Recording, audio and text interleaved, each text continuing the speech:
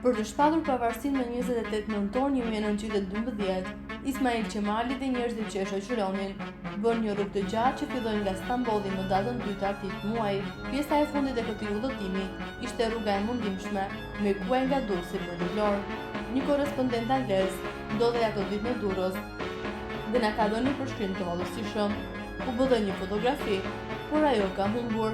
Korrespondenti i gazetës Daily Telegraph në Durrës na jep policë interesante për themelimin e shtetit më të ri në botë, Shqipërisë. Ai na dërgon një përshkrim nga skena e nisjes drejt Vlorës Ismail Qemal Beut dhe eskortës së tij prej patriotësh të armatosur për të mbajtur kuvendin shqiptar. Ai shkruan: Ismaili dhe delegatët që e shoqëronin ndojtën 2 ditë në një hotel në Durrës, të mbrojtur nga rojet ushtarake, që përbëhej kryesisht prej pushkatarësh, asnjëri prej të cilëve nuk ishte më pak se 60 vjeç. Skena e nisjes së Ismailit ishte mjaft piktoreske, sepse në larmin e ngjyrave kishte diçka orientale. Në fillim erdhën banorët e qytetit, të rinj dhe më pas të moshuarit. Ata kishin mësuar se delegatët ishin gati të nishin në misionin e tyre, që do të shënonte një epokë të re, dhe rrinin në pritje për të parë, sepse koha nuk kishte asnjë rëndësi për ta. Pritën një orë gjys, deri kur çdo gjë ishte gati për nisjen.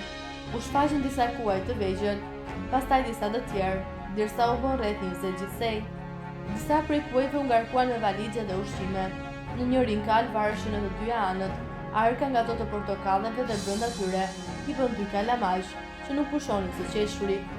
Dikur më dukej një karrocë qerreje, mbuluar me një dyshek, mbi të cilën u vendosën valizhe që kuajt nuk i mbanin dot. Por ajo që ngjalli më tepër interes për turmën ishin delegatët dhe kuajt e shalës, që po përgatiteshin për ta. Disa nga delegatët dukshin të rinj dhe luftarak, të tjerë të moshuar dhe me pamje të mençur. Një prift katolik mes tyre, në vend të kamillafit të zakonshëm me stretëgjer, mbante një kapele me maj, si ato që përdoren në forcat vetare, dhe që ishte stolisur me një dëshorë ngjyrë të ari. Po të mos kishte në dorë kamshikun, priste të ngjallte si një oficer marine i maskuar. Me sa mund ta dëshira, ai dhe Ismail Qemali ishin të vetëm pjesëtarë të parë matosur të grupit, që po nishin të misionin e madh. Dal nga dal njerëzit u shtuan derisa u duk se i gjithë Durrësi ishte vëshuar në vendin e ngjarjes. Erdhi dhe një fotograf, i vendosi drejtomshin dhe shkreti një foto të kësaj skene të paharrueshme. Nuk e kisha menduar kurrë se Durrësi kishte fotograf. Me sa i bën shkretje, shumë njerëz nisën të ndihmojnë për të shaluar kuaj. Gjithkush do të kishte menduar se në atë çast turma do të shpërthente në blohorike dhe në thirrje, rrugë të mbar. Megjithatë, askush nuk shqiptoi qoftë dhe një fjalë të vetme. Ismail Qemali dhe njerëzit e gëzuar që ai kryesonte, në mënyrë metaforike u ran mamuzeve dhe u nisën për misionin e tyre. Ishte një karvan jashtëzakonisht piktoresk që po linte qytetin.